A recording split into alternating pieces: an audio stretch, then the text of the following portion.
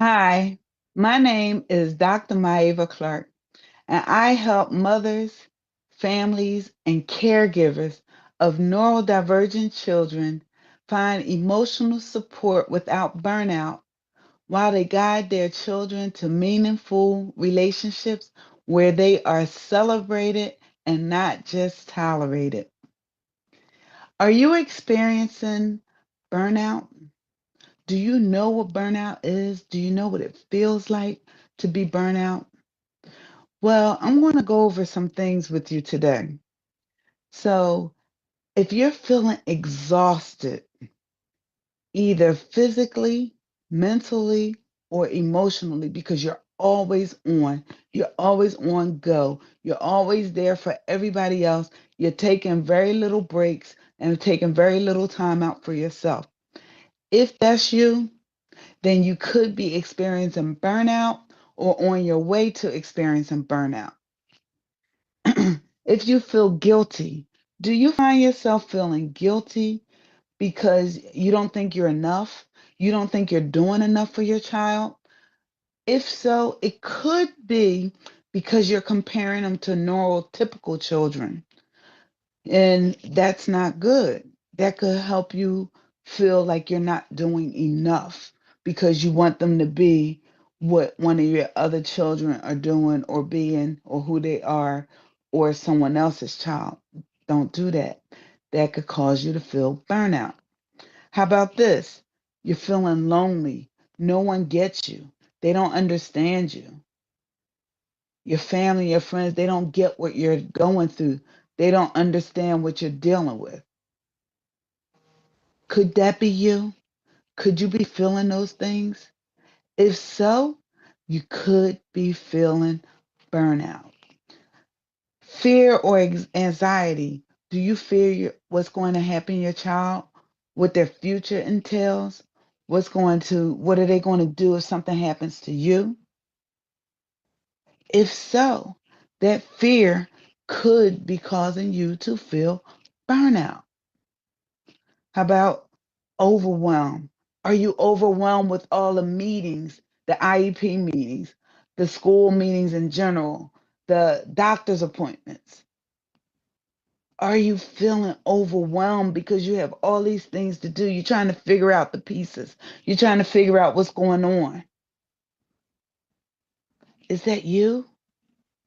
If so, you could be experiencing burnout. Grief. Are you grieving who you thought your child would be? Are you grieving who you thought they were going to become? Are you grieving the thought that your child may not go to college? They may not be able to get the job or have the life that you thought they were going to have. If so, you could be experiencing burnout. Um, any of these thoughts or feelings aren't bad. They can be just emotions that you're going through or you're navigating. But if they persist and they linger and stay for a long period of time, that's when you could be experiencing burnout. We don't want you to get there. How about this one? Feeling helpless. Have you ever felt helpless because your child is having issues connecting with other kids? They don't have friends. They don't know how to socially adapt to other kids. If so, guess what? You're not alone. I have felt that way too, and it doesn't feel good. It doesn't feel good.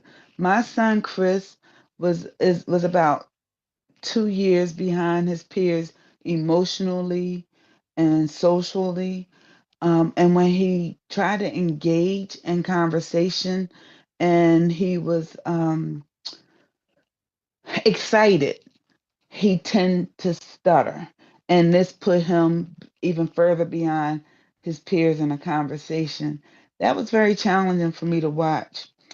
I wrote this book, Help Support for Parents of Children with Learning and Thinking Differences to Feel Confident, Capable, and Fulfilled based on my journey with Chris. Chris is now 27 years old.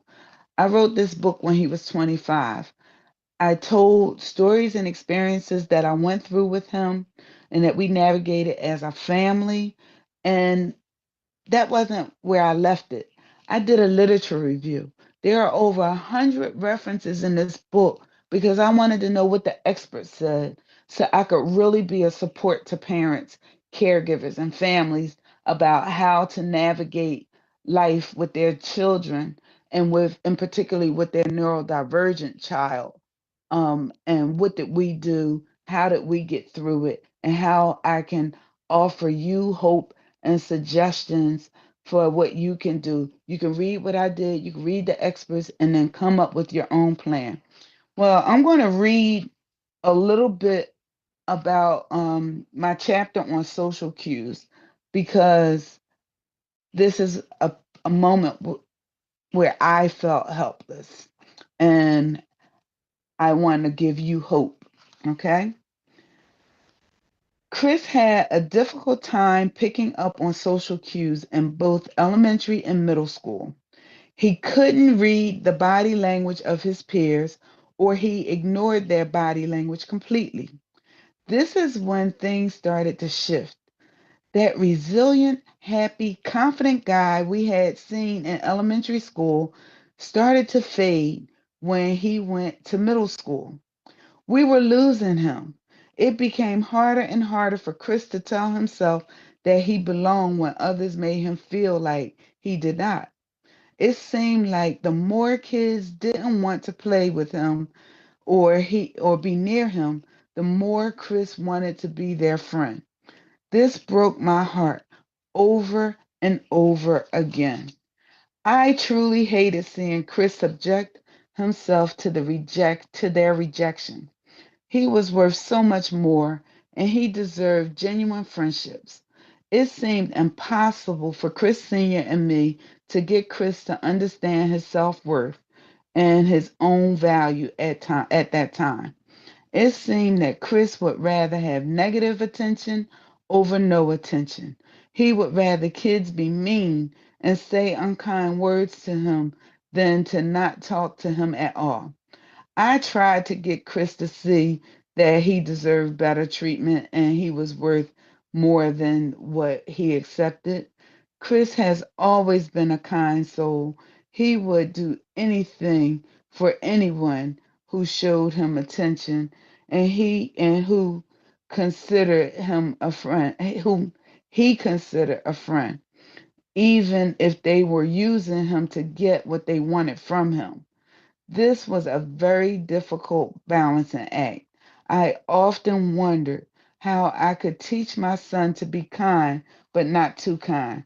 Should I teach him to be kind to those who were only to those who were kind to him, or should I teach him to be kind to everyone and watch him get his feelings hurt by the kids who were not reciprocating kindness back to him?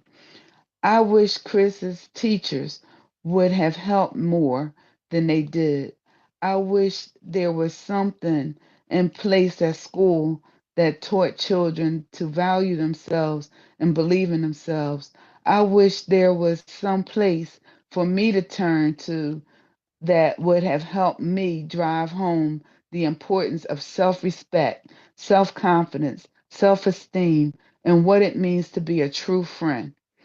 These were areas where I struggled to teach my son, not because I wasn't trying, but because the outside voices in Chris's life were louder than my voice. When Chris was in school, he always wanted to be friends with the kids he thought were the top, quote, the top dogs, unquote, like the captain of the football team. He would try hard to fit in and he wouldn't care if they were mean to him or made fun of him. He thought if he could be friends with the most popular person, then everyone would automatically like him. Chris Sr. and I tried to convince Chris to be friends with the kids who wanted to be friends with him, who was showing him kindness. However, Chris rarely did. This was difficult for me to understand because there were kids who truly wanted to be his friend. So if you want to see what happens next, you have to get the book to see how that turned out for us and what we did to help him through that season and what the experts were saying.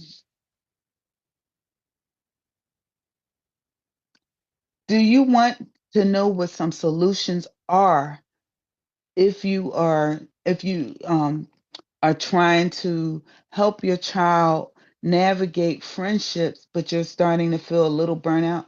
Some solutions could be um, to have emotional check-ins. Now, and this is something that I learned to do, but not in real time. So if I can offer to you what I've learned, maybe it can help your process a little better than my process was. And what I mean by an emotional check-in, I will go through my day. If I'm feeling any kind of emotion that's a little off-putting, whether it's anxiety, um, starting to feel those patterns of overwhelm and the things that we just went over, what I do is I'll stop, I'll close my eyes, and I tap into myself and I say, what do you need right now? What is it that you need or I need right now that will help me? And that's my emotional check in. So sometimes what that looks like is I need a break. I might need a 5, 10, or 15-minute break where I'll lay down, turn everything off, and just shut down. There are other times when, like, I'm so busy that I rarely watch TV. I like shows, so I record them. So there are times when I need a mental escape, and I'll watch one of my recorded shows, and that helps me. There are times when I need a nap. So it may look different from time to time, but I take that moment to see what it is because that few minutes can save me a lot of time of frustration, feeling overly stimulated, snapping at someone because they asked me a question, but it really wasn't what they asked me. It was the fact that I needed a break and I didn't take it. So these help me with that. And do you know those emotional check ins, like I just talked about, is a form of self care as well?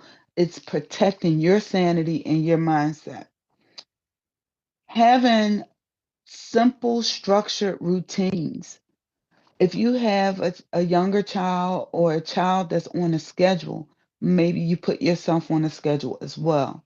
If they're watching a show, maybe that's the time you take and do deep breathing exercises, or you take that time to do affirmations for yourself, or you take that time to read scriptures to yourself.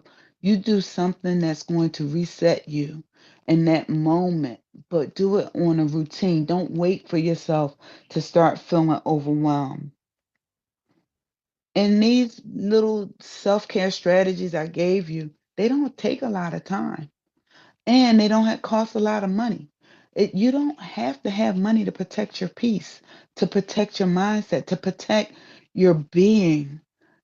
Even when you're on so much for everybody else, why not be on for yourself by turning it off?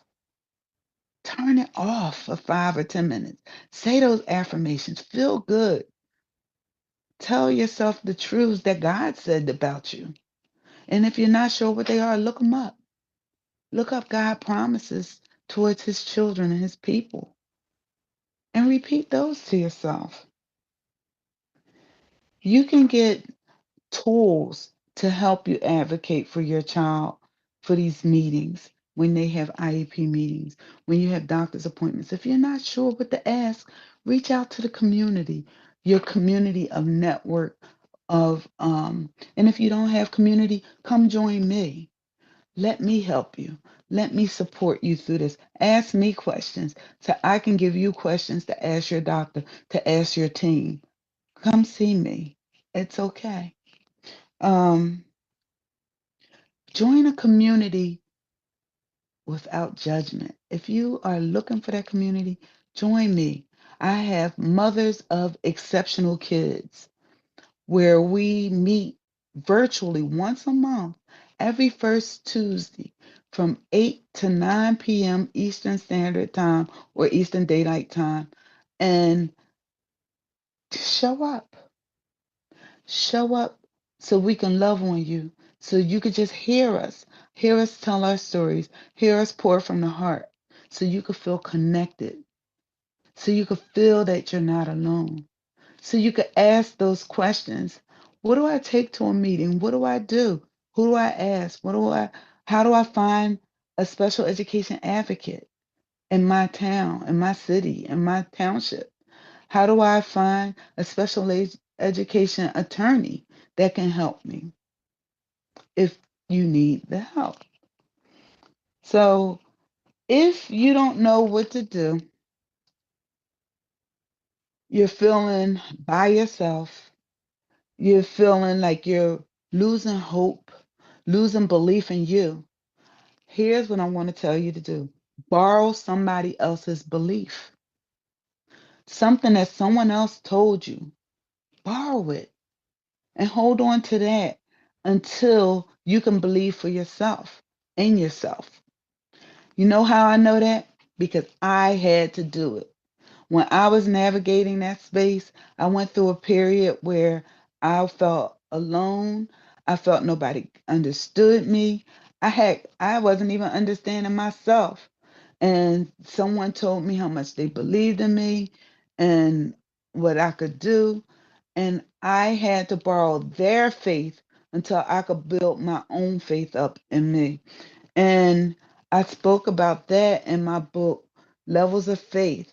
Faith for one season may be different than faith for another season. And I'm going to read a little bit of that. Proverbs 11:14, where there is no guidance, a people fall, but in an abundance of counselors, there is safety. Proverbs 27:6, 9, and 17. Faithful are the wounds of a friend, profuse are the kisses of an enemy. Oil and perfume make the heart glad, and the sweetness of a friend comes from an earnest counsel. Iron sharpens iron, one man sharpens another. Iron sharpens iron, so a man sharpens the countenance of his friend. A common method to the two metals scraping against each other, both pieces are sharp and rough spots are removed. Similarly, two people can interact and help refine each other. People can sharpen one another by listening and first allowing one another to express their thoughts and perspectives. When a friend comes to you with what is considered constructive criticism, it may sting or hurt, but it may be necessary. This level of conflict may help the two friends become sharper. If believers never challenge or question one another, then the friends may remain dull or stagnant without growth. It is important to have a friend that you can trust and who can see the beauty in you when you cannot see the beauty in yourself. Just as it is for a friend to tell you when you are wrong or in error, Jesus showed the importance of having a trusted friend for support when he sent his disciples out in pairs. Jesus sent his disciples out two by two because each would sharpen the other's testimony. David and Jonathan are a good example of two people who improved each other's lives. Friendship can help two people enjoy a stronger, more fulfilling life of faith. Friends can encourage each other, laugh together, sympathize together, and pray together. Proverbs 12:5. The thoughts of the righteous are just, The counsels of the wicked are deceitful. It is important to distinguish a true friend from an impostor who seeks to drain from you but doesn't add value to you. Proverbs 15:22. Without counsel, plans fail, but with many advisors, they succeed. A good friend can lead a person to self improvement and greater godliness. Proverbs 22:24. Make no friendship with a man given to anger, nor to nor go with a wrathful man. It is like that ungodly people will lead a person towards sin and disaster. When I was introduced to network marketing, I was not interested in it at all. At that time, I was married, the mother of two children in middle school, and worked two jobs, among other things. These were the excuses that I gave myself not to pursue anything else that I believed would zap my time and attention. I had heard negative things about pyramids or pyramid schemes. However, proper education revealed that true network marketing is not a pyramid. After praying about the opportunity, I agreed to join a company that I believed in. I have always had an entrepreneurial spirit, and maybe this would be the thing that I was looking for to give me more, so I decided to do it. Shortly after agreeing to my new role, my daughter was diagnosed with tumors on the brain. How could I find time for network marketing when I didn't even want to talk to people? How could I find time for network marketing when my mind was spinning in circles? How could God have told me that I should take on yet another thing when he knew I would need to deal with this?